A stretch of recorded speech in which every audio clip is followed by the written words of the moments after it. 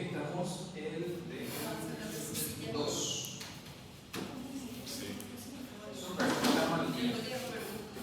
Vamos a hablar de patología del tromboblasto. El tromboblasto es cuando se produce la concepción, cuando el óvulo es fecundado. Y a partir de la fecundación del óvulo se forma la placenta, se forma el embrión y también el tejido extraplacental y extracelular, que generalmente evoluciona. Y estas son las posibles patologías que podemos ver. No estamos hablando de patología de la placenta, que es otro capítulo que puede ser muy largo, pero que no tocamos. Y entonces vamos a hablar sobre el aborto, embarazo ectópico, la mola, el embarazo molar, la neoplasia que se origina de cualquiera de estas previas, el coriocarcinoma, y un tumor raro, diferente del coriocarcinoma, que se llama tumor del sitio de implantación placentaria.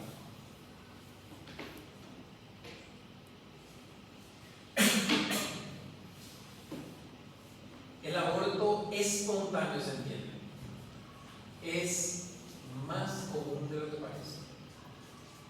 Se estima que entre 35 y 40% de todas las gestaciones van a terminar en un aborto. Eso es que a grosso modo 1 de cada 3 termina en un aborto espontáneo. Súper común. Muchas veces no se diagnostica.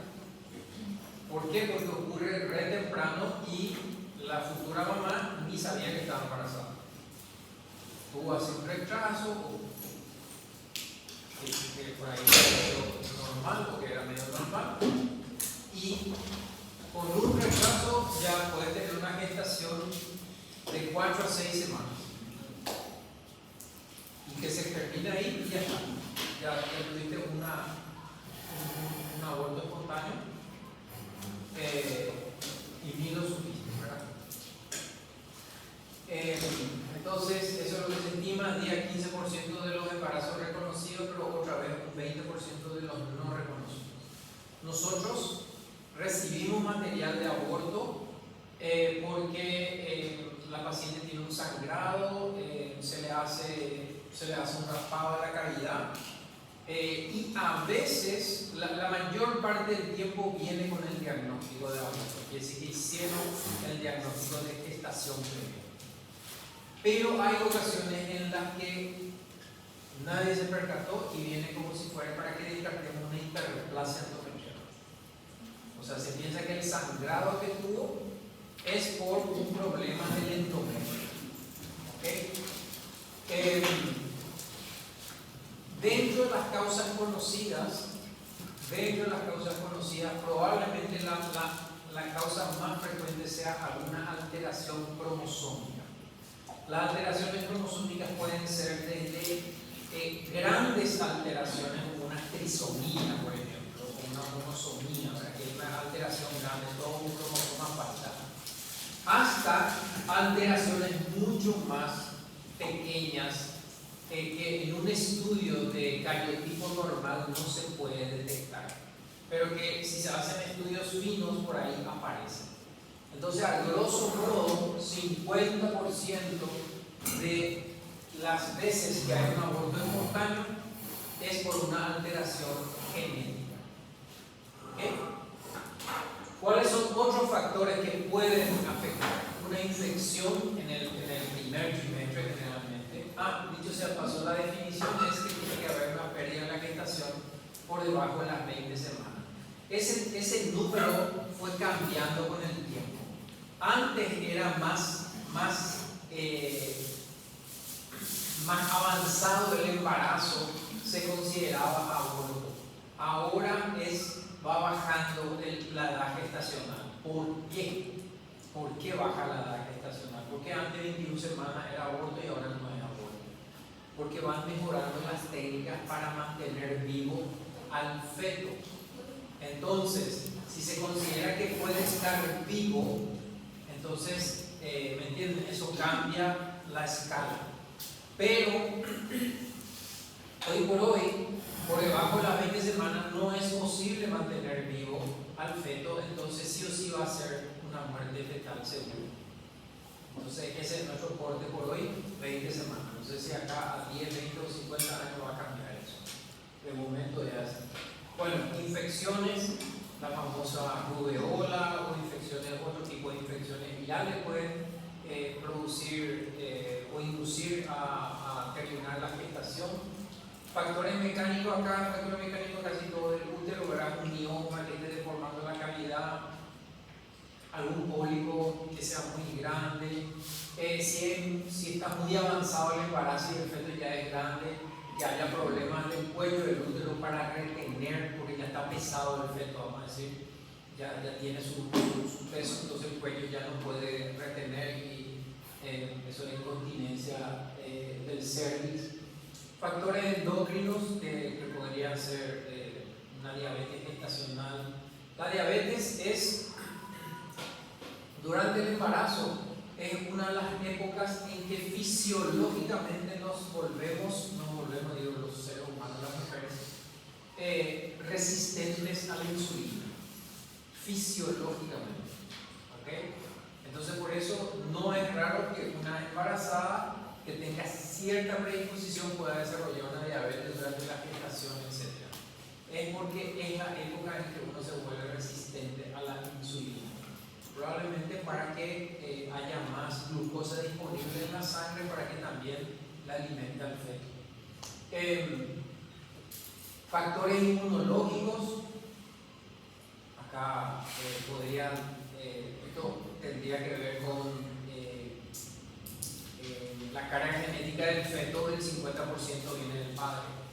Entonces puede ser que haya anticuerpos en la sangre de la madre que ataquen a ciertos epítopes que son extraños, vamos a decir, para el cuerpo de la madre. Factores sistémicos, coagulopatías, el síndrome fosfolipídico, etc. Antifosfolipídico. Anormalidades del feto, que acá probablemente tenga que ver otra vez algún factor genético, ¿verdad? Pero malformaciones, el defecto del tubo neural es algo que ahora se conoce mucho y por eso que a las madres se le da la vitamina B2, etc.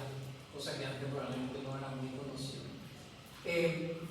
Generalmente un aborto espontáneo ocurre más o menos en el primer trimestre, o sea, alrededor o antes de las 12 semanas, por lo general. Generalmente cuando vemos nosotros que es del segundo semestre, encontramos cambios inflamatorios y eso. En el primer semestre no vemos grandes cosas. Pero sí tenemos que documentar que hubo una gestación en ese útero. Tenemos que documentar. ¿Cómo vamos a documentar? Pues tenemos que ver vellosidades corianas. Si nosotros tenemos la prueba clínica de que la madre está embarazada, tiene una beta HCG elevada, dejó de menstruar, hay indicios de que está embarazada, tiene una pérdida roja y no encontramos vellosidades coriales, eso puede ser un problema. ¿Por qué? Puede ser que tenga un embarazo fuera de la cavidad uterina. ¿Okay? Entonces, entre otras cosas, ¿verdad? Entonces, la anatomía patológica es para confirmar que hay gestación y muy rara vez decir cuál puede ser la causa. ¿Qué vamos a ver en el grado endometrial? Vamos a ver vellosidades corianas. Si ustedes se acuerdan de histología, la placenta tenía vellosidades. Las vellosidades de la placenta tenían dos tipos de células que le revestían. Tenía el citotrofoblasto, que es esta línea continua de núcleos, y el sincicio trofoblasto, que son estas células más rosaditas, de citoplasma más rosado, en donde en un solo citoplasma hay varios núcleos. Sincicio y citotrofoblasto. Eso recuerden porque toda la patología tiene que ver con sincicio y citotrofoblasto. Si vemos que hay vellosidades, o sea, este eje de tejido conectivo que puede tener vasos o puede no tener vasos, en el primer trimestre no tiene vasos. Cuando empezamos a ver vasos es porque muchas veces no vemos vaso. ¿Qué más hay en esta foto? Tenemos un cambio que se ve en el estroma del endometrio, que es la decidua. Las células se vuelven grandes, epitelioides, y eso es por efecto de las hormonas, sobre todo de la progesterona. Y tenemos más células, esto es inciso trofolato. Bueno, nosotros tenemos que ver esto para documentar. A veces vemos sangre, vemos resto de endometrio y no vemos vellosidad. Entonces, como les digo, tenemos que informar eso, que no se ve. Porque nosotros no sabemos toda la historia, no sabemos si esta persona tuvo un aborto espontáneo el viernes en la casa, se presentó al hospital el lunes, ¿verdad?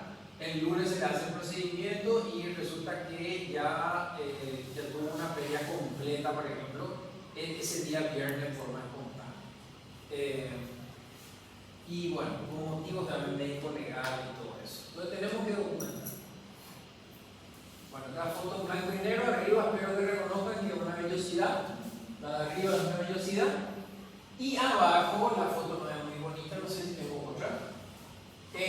A veces encontramos que los vasos sanguíneos de la decidua o en la decidua tienen un material hialino alrededor, y encontramos el tercer tipo de células que hay, porque tenemos el sincicio trofoblasto, el citotrofoblasto, y hay un tercer tipo de célula que se llama trofoblasto intermedio. El trofoblasto intermedio es el que se encarga de invadir la pared endometrial. Es la cabeza de avance, vamos a decir, porque la placenta al fin y al cabo lo que hace es invade. Trabaja como si fuera una neoplasia, invade la mucosa endometrial. Bueno, entonces si encontramos esos cambios, estamos tranquilos porque sabemos que la gestación fue en la cavidad endometrial, aunque no veamos las vellosidades. Entonces, como les digo, lo importante es poder reconocer que la gestación es en la cavidad endometrial. Bueno, acá. Este es otro cambio, realmente este es otro cambio. Fíjense estas células, qué atípicas que parecen, estas células. Si nosotros no sabemos nada, y probablemente ustedes, no sé si se acuerdan, porque creo que en histología se mencionaba, ¿se acuerdan de lo que es la reacción de área estelar? Bueno, si no escucharon o no se acuerdan, y yo les muestro una foto y les digo, miren esta biopsia del endometrio, y ustedes ven estas células, yo creo que vamos a pensar que puede ser algo maligno, porque se ven medio feas las células, núcleo grande, hipercromático, el citoplasma amplio y claro. ¿Ven? El citoplasma amplio y claro. De hecho, que si por ahí miran una foto de un carcinoma de células claras, se parece muchísimo a esto. Solo que esto es absolutamente normal y fisiológico. Así se transforman las células del endometrio, las glándulas del endometrio, bajo el estímulo de la progesterona. Cuando la progesterona está a esos niveles muy altos, eso es lo que se ve. Se llama reacción de Arias Estela. Arias Estela es un patólogo peruano que fue el que seguramente ya conocían, ya veían, pero bueno, él estudió más y finalmente quedó con ese nombre. Arias Estela, reacción de Arias Estela. Y esto es normal. Ahora, esto, si yo encuentro en un endometrio, yo sé que hubo una gestación. Lo que no sé es si la gestación fue en el endometrio. Entonces, otra vez, si es que yo tengo una mujer que está consangrada, que se le toma, se le hace un legrado, encontramos puro reacción de Arias Estela, pero no vemos vellosidades, no vemos ese cambio perivascular que les mencioné. Ojo que puede ser que tenga una gestación en la trompa, por ejemplo, y obviamente la trompa no llega al legrado. Entonces, es para tener en cuenta eso. Bueno, el siguiente punto es el embarazo ectópico. Un embarazo ectópico es como si fuera una endometriosis. Es una gestación que ocurre en cualquier lugar que no sea la cavidad endometrial. puede ser en el cuello del útero, puede ser en los cuernos, que es la porción en donde se va el endometrio se va a unir con la trompa, o sea, está todavía en el útero, vamos a decir, en la trompa uterina, en el ovario, o incluso puede ser que el óvulo fecundado haya caído al peritoneo, a la cavidad abdominal. En cualquiera de esos lugares, el óvulo fecundado es capaz de proliferar. ¿Okay? Y en su proliferación va a hacer lo que hace normalmente, va a invadir el tejido con el que está apoyado. Entonces va a invadir la pared de la trompa. Dicho sea de paso, la trompa es el lugar más frecuente de embarazo de todo. Y va a empezar a invadir la trompa, que va a invadir hasta cierto punto, porque la trompa tiene una pared muy delgada. La trompa le va a acompañar, se va a dilatar, pero en un momento puede llegar a perforar la trompa y puede producir una hemorragia. Y el embarazo ectópico complicado, cuando se dice complicado, ustedes van a estudiar, es una de las emergencias quirúrgicas abdominales. Una apendicitis aguda, una colecitis aguda, un embarazo ectópico. Son emergencias. O sea, no se puede esperar 2 días para volver. ¿Okay? Bueno, 2% de los embarazos caen en esta categoría. Después ya mostré una tablita, o sea, un dibujo muy lindo, viejo, pero muy lindo realmente. Y en un tercio a la mitad de los casos se asocia con una enfermedad pélvica inflamatoria. Es decir, hay algún tipo o hubo algún tipo de inflamación que afectó las trompas, hubo una salpingitis, y esa salpingitis produce deformidad en la luz de la trompa, y entonces el óvulo fecundado no puede llegar hasta la cavidad endometrial. A veces la inflamación es perituárica, como una apendicitis, o puede ser una persona que tenga endometriosis, ¿okay? Endometriosis. Y también se asocia al uso del DIU, del dispositivo intrauterino, que es un método anticonceptivo, ¿verdad? Probablemente porque el DIU genera una inflamación de bajo grado en la cavidad endometrial y eso se puede propagar a la trompa, ¿okay? Entonces se estima que el riesgo es 2 veces y medio. ¿Cómo se manifiesta el embarazo ectópico? Con hematosalpinx. En la pieza operatoria, por lo menos, vamos a encontrar hematosalpinx, o sea, sangre dentro de la cavidad o de la luz de la trompa. ¿Okay? Y sí o sí tenemos que encontrar nuestras vellosidades coriáneas, ¿verdad? La placenta, chiquitita, ¿verdad? La placenta. Y muchas veces encontramos el embrión, la cavidad con el embrión. ¿Okay? Como dijimos, esto puede ser una emergencia, puede producir una hemorragia, puede producir un shock hipovolémico en un porcentaje, 4 al 10% se estima de los embarazos ectópicos. ¿Okay? Y esos son los que pueden ser una emergencia. Acá una linda foto en donde se puede ver una trompa uterina. Esa trompa uterina tiene la serosa más o menos ok. Y acá tenemos una pelota que parece un coágulo que está protruyendo o sea que hay una solución de continuidad, se rompió ahí la pared y está como saliendo de esa pelota de la trompa. Esta es también una hermosa foto en un corte total de la trompa, este es un corte especial de la pared entre toda la trompa. Y vamos a ver si entendemos algo, porque esta es la pared de la trompa. Esto que ven acá es la pared de la trompa.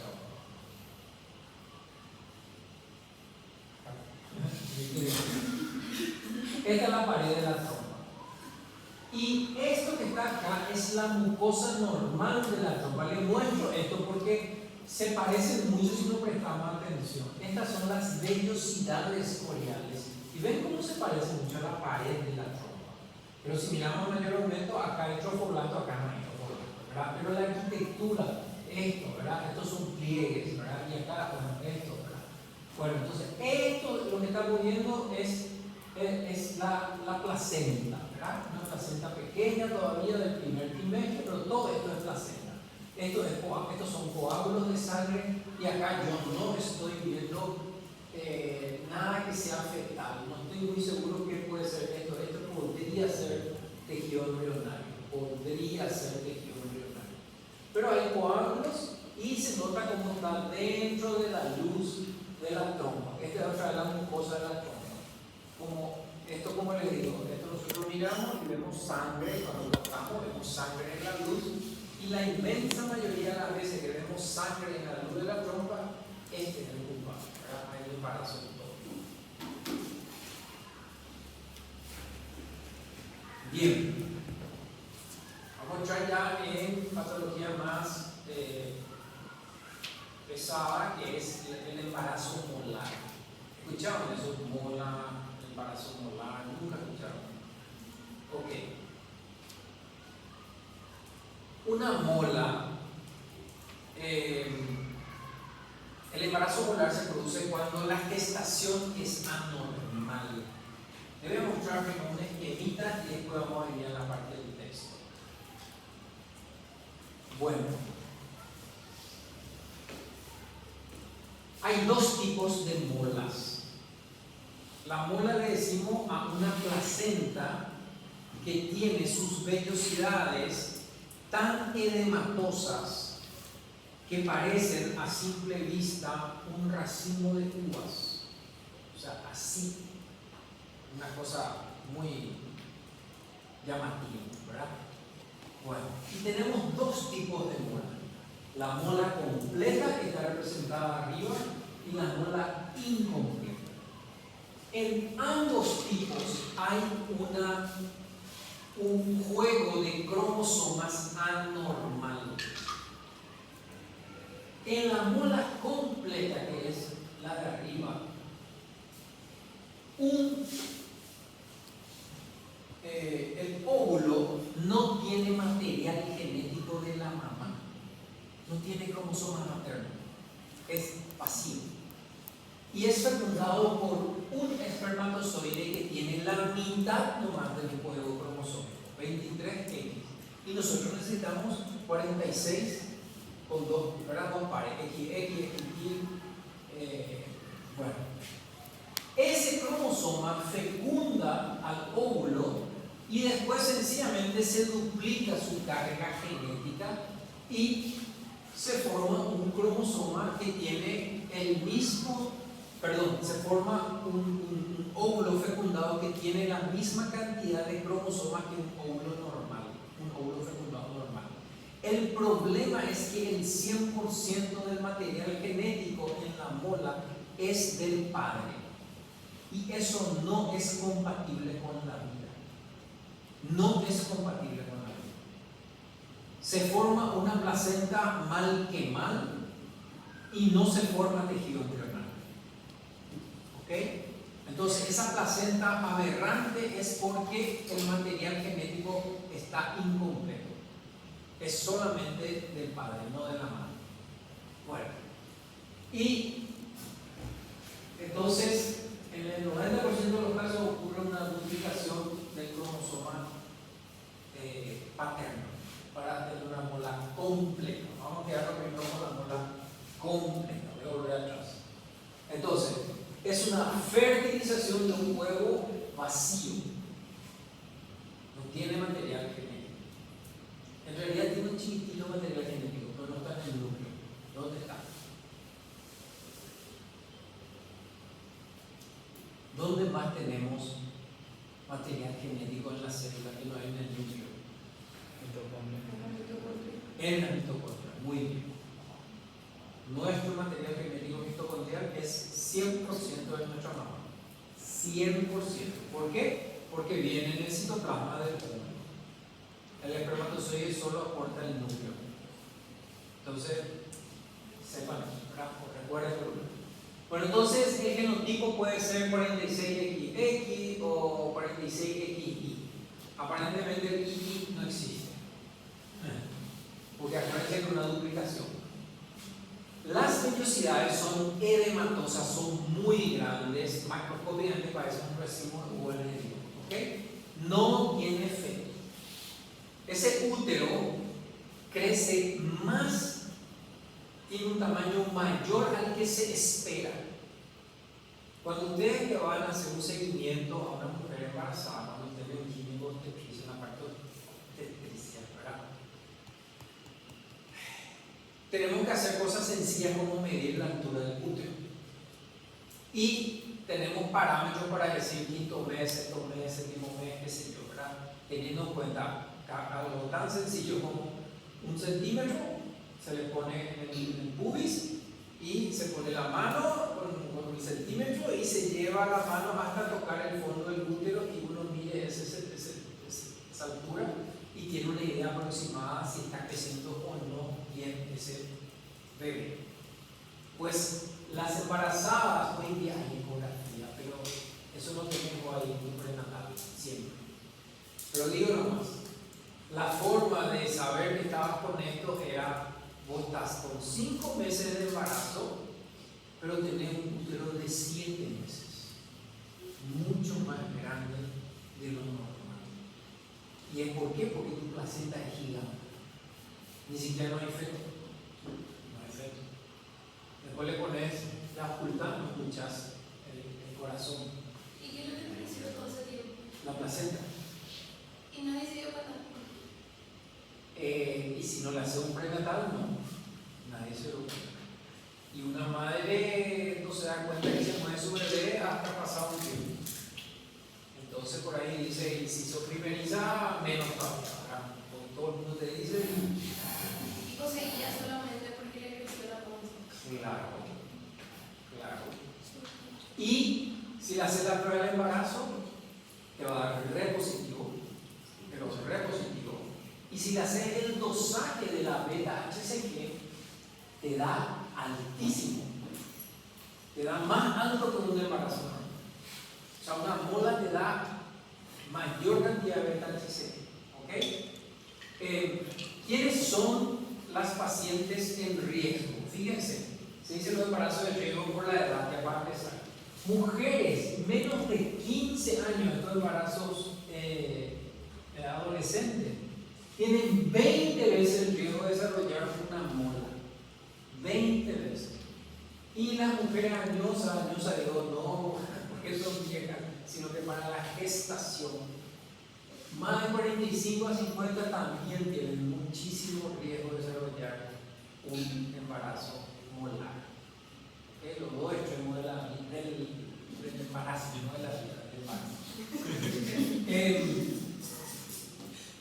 Siempre hubo como, probablemente haya factores externos llamativos. Yo le digo, cuando yo era residente y estaba en el hospital de clínica, veíamos esto 1 o 2 por semana. Yo hace rato que no veo, hace mucho que no veo esto ahora. Pero han cambiado los tiempos, ahora hay mucha ecografía, por ahí se detecta súper rápido, qué sé yo, no sé qué decir, ¿verdad? Pero nosotros veíamos unas molas así gigantes. Y era muy frecuente. Bueno, miren la incidencia en ciertas partes del Asia, entre 1,80 cada 80 embarazos, ¿sí? 1 a 160, ¿verdad? Versus en Estados Unidos 1 en 2000. Hay más de 10 veces la diferencia, o sea que factores ambientales. Entonces el útero es grande para la edad gestacional, lo que le acabo de decir. Si tenés que tener un útero de 3 meses, tener un útero de 5, ¿verdad? Sangrado marginal, se puede ver incluso en las vesículas, las vesículas. Y la beta-HCG es súper positiva, muy alta. ¿Cuáles son las presentaciones? Hemorragia vaginal, ¿se entiende? Se puede producir una ovulación intravascular diseminada. Puede haber una perforación. Vamos a ver ahora otras complicaciones. Embolismo del fragmento de placenta invade un vaso y viaje y provoca émbolos, ¿ok? Y como es un embarazo anormal, genéticamente anormal, tiene un riesgo de transformarse en un coriocarcinoma, que sería la neoplasia maligna derivada del trofoblasta. ¿Ok? Un riesgo de coriocarcinoma. ¿Ok? Y la otra es que se convierte en una mola invasora. La mola invasora es aquella que invade más allá de la cavidad endometrial, o sea, más allá de lo que sería la mucosa endometrial, la que invade el miometrio. La que invade el miometrio. En circunstancias normales, la placenta no tiene que llegar al músculo, pero hay circunstancias en que la placenta invade el músculo. La placenta tiene que terminar en la mucosa endometrial, que está súper gruesa. ¿Por qué? Por la decidua. Entonces es un colchoncito ahí que la placenta puede invadir y debe invadir, porque si no invade no hay vida para el sujeto. Bueno, pero si invade más allá, eso tiene un nombre y se llama acretismo. No vamos a hablar de eso, pero lo explico ahora. Acretismo es cuando la placenta invade más. Y ese acretismo tiene grados. Y en el grado más alto puede atravesar el útero. Y eso es muy malo porque ese va a ser el último embarazo de esa persona. Porque no hay forma de sacar esa placenta sin sacar el útero. Entonces, tener una gestación, ojalá que esté bien, porque va a ser tu última gestación. ¿Verdad? Si tenés el acretismo. ¿Ok? Bueno, pero cuando eso es placenta normal, esta es placenta anormal. En un 15% puede haber lo que se llama la mola invasora. Voy a mostrar bien. O sea que si te da mola invasora directamente ya no conoces. Sí, sí, porque la mola invasora no es tan, suele invadir más focalmente. Le voy a mostrar aquí más. Bueno, entonces el primer caso de arriba es la mola completa. Esto es una foto vieja. Estas son las vellosidades que parecen uvas. Esto va a simple aumento, ¿verdad? Parecen uvas. Esos ovarios que ven ahí están enormes y los quistes parecen un tumor. Esos son ovarios que están respondiendo de forma muy exagerada a las hormonas también. ¿Ok? Se llama hiperreactio lutealis. Así se llama, hiperreactio lutealis. Son ovarios que pseudotumorales, ¿verdad? Pseudo que no es una neoplasia. Bueno, pero esta es una vellosidad. Las vellosidades en la mola se caracterizan por ser grandes, edematosas y por tener más trofoblasto que una vellosidad normal. Tienen más inciso trofoblasto. Miren, todo esto es inciso y citotrofoblasto. ¿Okay? Todo esto. Y acá hay un par de vellosidades. Por eso es que la meta HCG es tan alta, porque son esas células que producen.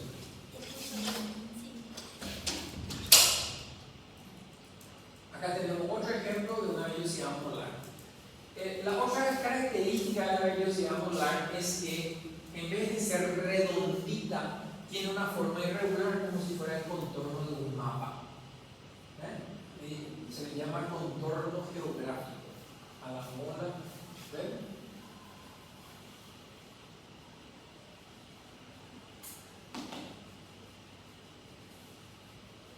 Bueno, a veces hay dificultad para reconocer si la gestación es una mola completa o una mola incompleta. Antes de mostrar, voy a regresar. Creo que tengo esto otra vez, pero por si no tengo más adelante, voy a regresar. La mola completa. No, esta es la mola completa, perdón. Yo creí que era incompleta, es incompleta, no me di cuenta. Este es el segundo mecanismo por el que podés tener 46 cromosomas paternos, que un óvulo vacío, siempre el óvulo es vacío en la mola completa, sea fecundado por 2 espermatozoides al mismo tiempo. Eso es más difícil. Por eso es que la diespermia es el 10% nomás, mientras que la duplicación cromosómica cromosómica es el 90%. No me percaté. Bueno, estas son dos fotos de un embarazo molar. Uno es una mola completa y la otra es una mola incompleta. Todavía no hablamos de la mola incompleta. Pero en la mola incompleta también hay un juego de cromosomas anormal. ¿Okay? La diferencia es que en la incompleta sí está presente el ADN de la madre. Sí está presente el ADN de la madre. Y el ADN de la madre codifica ciertas proteínas. ¿Ok? Y la proteína que codifica es el P57, que está en la familia del P53. Entonces, si vos usas inmunohistoquímica para detectar P57, en la mola parcial o incompleta vas a reconocer que hay núcleos que son positivos para esta proteína, vamos a decir, P57. ¿Por qué estos núcleos son positivos? Porque esta gestación tiene cromosomas maternos. En la mola completa, si vos haces el mismo estudio, sale totalmente negativo. ¿Cómo saber? Acá tenés lo positivo son estos núcleos marrones, en realidad, pero acá se ve negro, ¿verdad? Bueno, estos núcleos más oscuros, estos núcleos negros. Y acá no tenés. ¿Por qué te estás demostrando de forma indirecta que acá no hay material genético de la madre? ¿Se entendió? Este es el libro, esta foto. Bueno, ahora vamos a hablar de la mola parcial. En la mola parcial, voy a mostrarles esta foto. En la mola parcial sí hay un óvulo con la carga genética normal. El problema es que hay dos espermatozoides que están, lo cual es raro, ¿verdad? Pero bueno, dos espermatozoides que están fecundando ese óvulo y el óvulo termina con una triploidía. ¿Ok? Una triploidía, no una trisomía, una triploidía. Tiene 3 juegos. ¿Ok? Y obviamente esto es anormal y es incompatible con una vida a largo plazo. Pero, porque en este caso sí hay material genético de la madre, sí se forma el feto. Y sí puede llegar a nacer incluso. Pero no va a vivir mucho tiempo. O se mueren dentro del útero. Pero se forma la placenta, se forma el feto, cuando hay cromosoma materno. ¿Sí?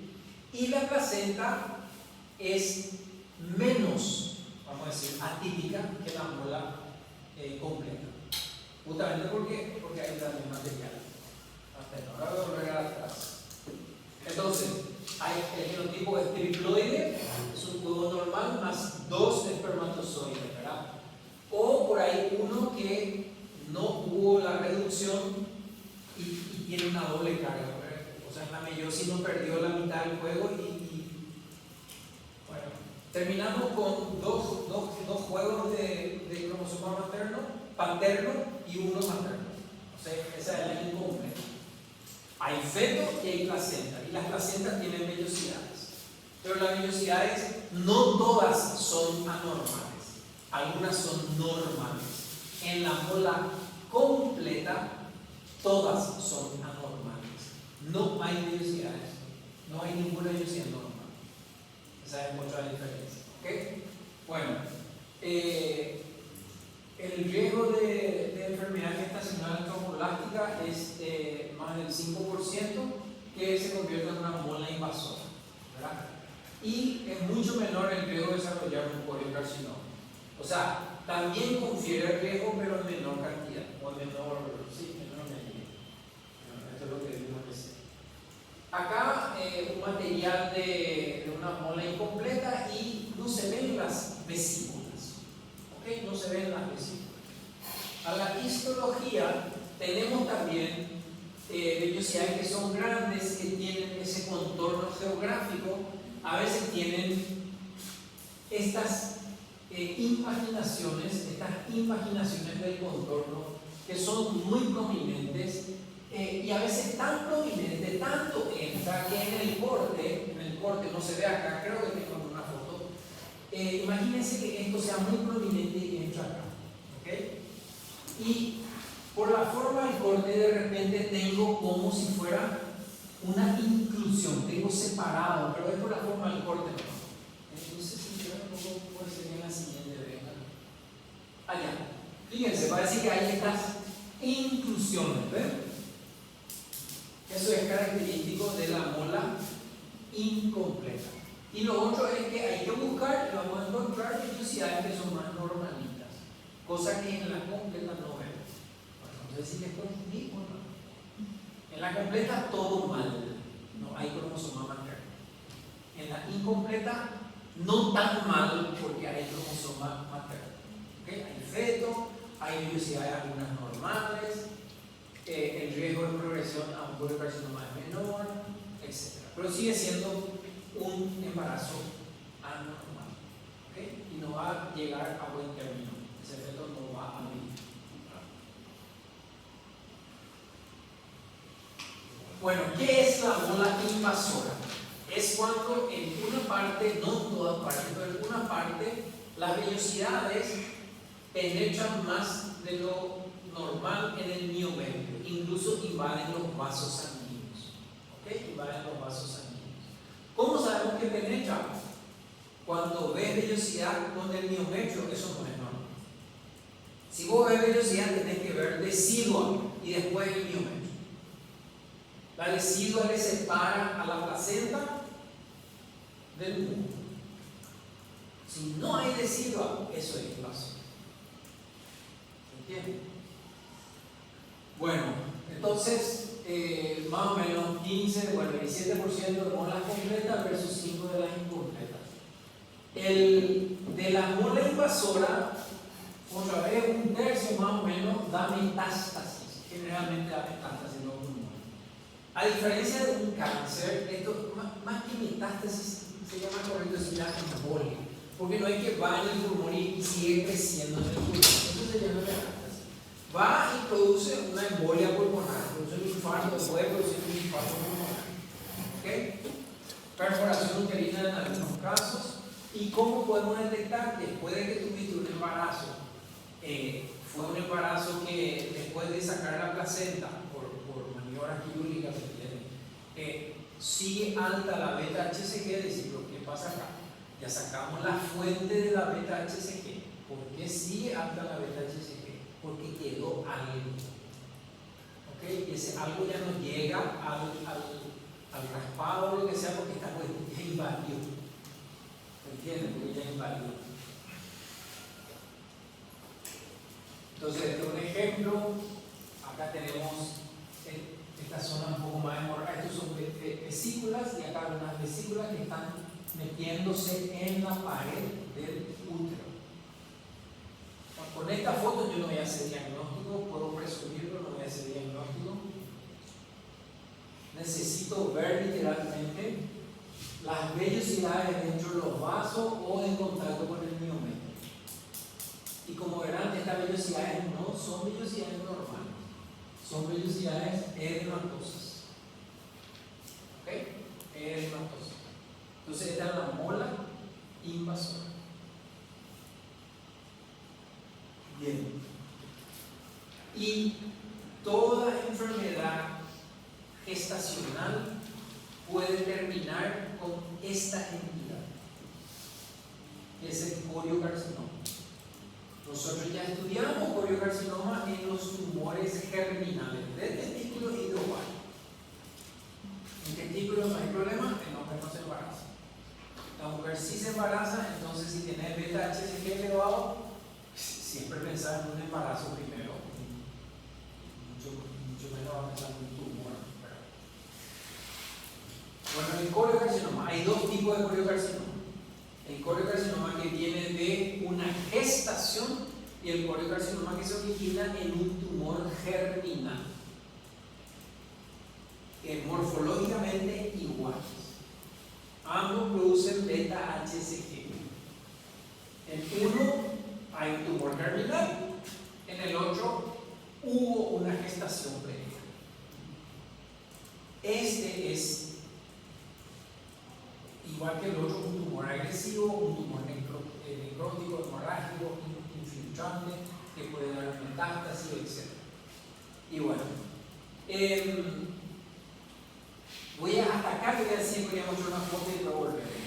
La incidencia aumenta con las gestaciones anormales. Mientras más anormal es la gestación, más alta la chance de desarrollar un coriocarcinoma. Y le voy a mostrar una foto súper linda. Súper linda esta foto. Miren, acá abajo tenemos un útero con un coriocarcinoma. Allá arriba tenemos todas los posibles orígenes, vamos a decir, del coriocarcinoma. El de acá es un embarazo normal que produjo una placenta, y esa placenta puede terminar produciendo un tumor. ¿Cuál es la frecuencia? 1 en 160.000 embarazos puede terminar así. 1 en 160.000. Después saltamos a un aborto espontáneo. ¿Por qué hubo un aborto? Porque algo ya había. No es una gestación normal. Bueno, 1 en 15.000 puede terminar en una muerte. Miren cómo, por ser anormal, ya aumenta 10 veces el riesgo. Este está en 1 en 160.000, este 1 en 15.000, ¿verdad? O sea, 10 veces más tiene la posibilidad. Pasamos a otra gestación anormal, que es el embarazo ectópico. El embarazo ectópico también es anormal y no es nomás por una cuestión mecánica. Hay otros factores, evidentemente, que afectan. Y 1 en 5.000, o sea, es 3 veces más riesgoso otra vez que el aborto, que le digo. Bueno, entonces 1 en 5.000. Y después el último de todo es la mola. La mola, que es lo más normal de lo anormal. Y 1 en 40 molas, 1 en 40 va a terminar un coriocarcinoma. ¿Okay? Y si nos vamos a los porcentajes, estos porcentajes que ven acá, si tenés una mola, el 80% va a terminar bien. O sea, se remueve el tejido y terminó el problema. En un 15% aproximadamente va a terminar con una mola invasora, la que invade el miometrio y puede dar otra vez metástasis. Y en un 2,5, 2-3% puede terminar en un coriocarcinoma. Entonces, mientras más anormal es el embarazo, aumenta el riesgo de desarrollar una mola. Y después lo otro, que está acá. Si nosotros vemos después en la vida real, acá tenemos una mola. ¿Qué hubo antes de la mola? Un coriocarcinoma. ¿Qué hubo antes del coriocarcinoma? Hubo una mola en el 50% de los casos. Pero miren, un embarazo normal y un aborto espontáneo, ¿verdad? Casi en el otro 50% de los casos. Entonces, ¿por qué estos están tan altos acá? Porque son más frecuentes. Sencillo, porque son más frecuentes. Bueno, entonces, vuelvo atrás porque, a ver, eso es lo que está escrito acá, ¿ok? Metástasis frecuente del coriocarcinoma: pulmón, cerebro, hígado, huesos. Sangrado anormal o evidencia de metástasis va a ser la manifestación clínica. La beta-HCG es la campeona acá. Es más alta que ninguna otra condición en la mujer. No hay embarazo ni aunque tenga 10 bebés juntos, no alcanza los valores del coriocarcinoma. O sea, no puede decir que tiene trillizo por trillizo, quintillizo por su beta-HCG. La beta-HCG es muy alto, es más alto que la mola completa. ¿Okay? La sobrevida es muy buena si está limitada al útero y baja si es que tiene más metástasis. ¿Okay? Y la sobrevida peor en el coriocarcinoma no gestacional, en el que se origina en el ovario. que en el que se origina en el embarazo. ¿Por qué? Y una vez más, probablemente porque este tumor, la mitad de ese tumor viene del ADN del padre. Entonces probablemente el sistema inmune pueda tener más herramientas para atacarlo porque encuentra más epítopes anormales en ese tumor que en el que se origina exclusivamente en el ovario. Por eso la sobrevida es peor en el coriocarcinoma no gestacional que en este. El gestacional otra vez es un poquito mejor que el no gestacional. Bueno, nuestra foto. Acá tienen un útero. Este útero, el cuello del útero, la cavidad no rechal, y vemos una masa hemorrágica que ocupa toda la cavidad uterina. Acá una foto de antaño con un tumor allá en la cavidad uterina. Este es el cuello del útero y esta es la pared vaginal, y acá hay metástasis en vagina, en este caso. Metástasis en vagina. ¿Cómo vamos a reconocer el coriocarcinoma?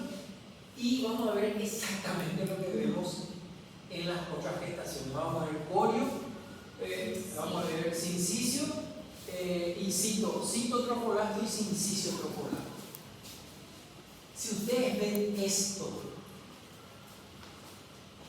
tienen que pensar en una enfermedad gestacional trofolato. Si encuentran vellosidades, ya no es un coriocarcinoma. Para que no tengo más para compararle, voy a volver atrás a una foto de la mola. Imagínense que yo parto mi pantalla y solo ven esta parte. Si todo lo que tienen es esto, coriocarcinoma. Pero al aparecer vellosidades, esto es otra cosa. Esto no es más coriocarcinoma. ¿Entienden? Es la misma, es la misma. Solo que uno tiene vellosidades y el coriocarcinoma no tiene vellosidades.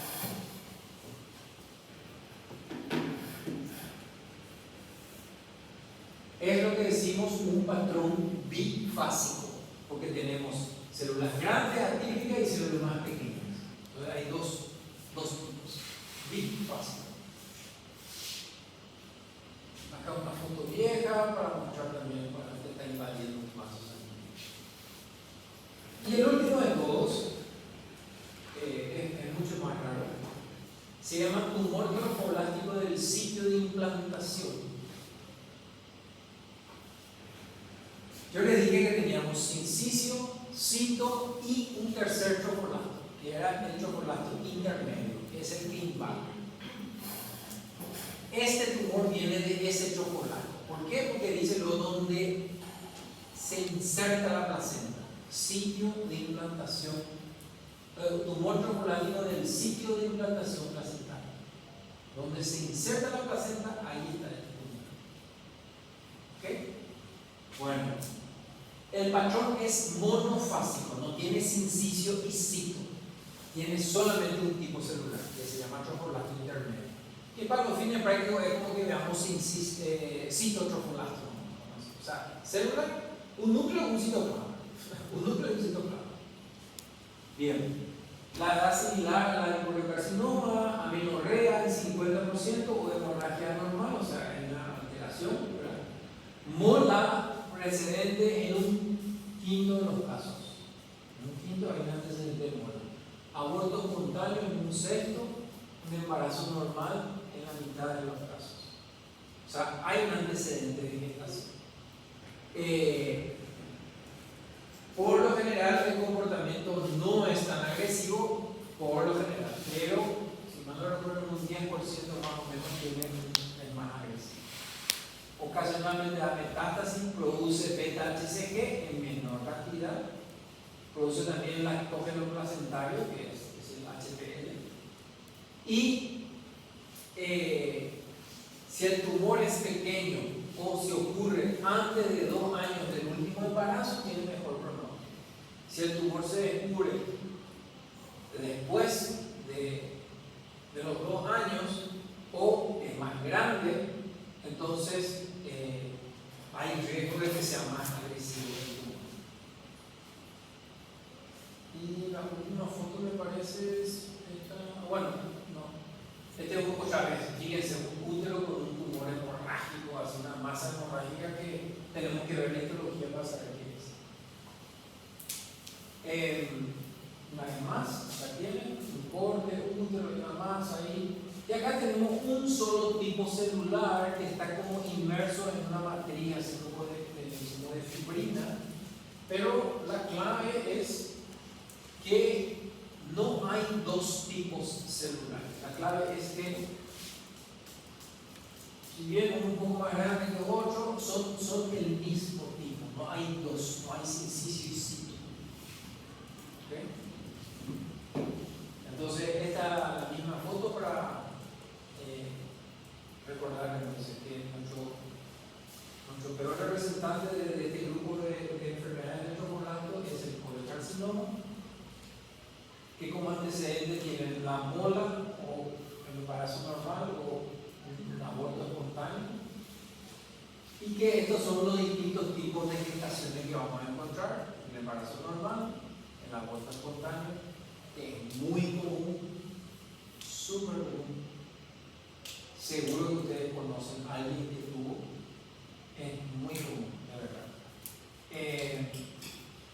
Yo les digo que como médicos, ustedes cuando se encuentran con esta situación,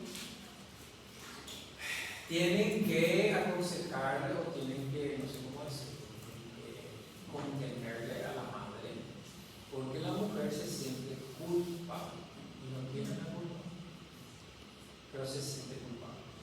Que tomé esto, que porque dejé de comer lo otro, que me dijeron lo que tomé esto, que no tomé. No tiene nada que ver, no tiene nada, no tiene la culpa. Sepan eso. Acá hay mujeres y hombres, ¿verdad? Pero aquí creo que nadie tiene hijo, no sé. Pero le digo, a la mamá que perdió un bebé, para el varón, bueno, va un momento así, qué sé yo, pero para la mujer se le queda. Y hay que repetirle una y mil veces que no es culpa de la madre. No tiene nada que ver. ¿Okay? No tiene nada. Es importante eso, porque realmente a algunas les queda eso, el mal recuerdo, y después creen que todo va a ser así, etc. Y lo otro que es muy común, 1/3 por ahí. ¿Okay? Entonces, y eso es todo lo que tenemos. Muy bien, voy a dejar lista y vamos a dar un pequeño break.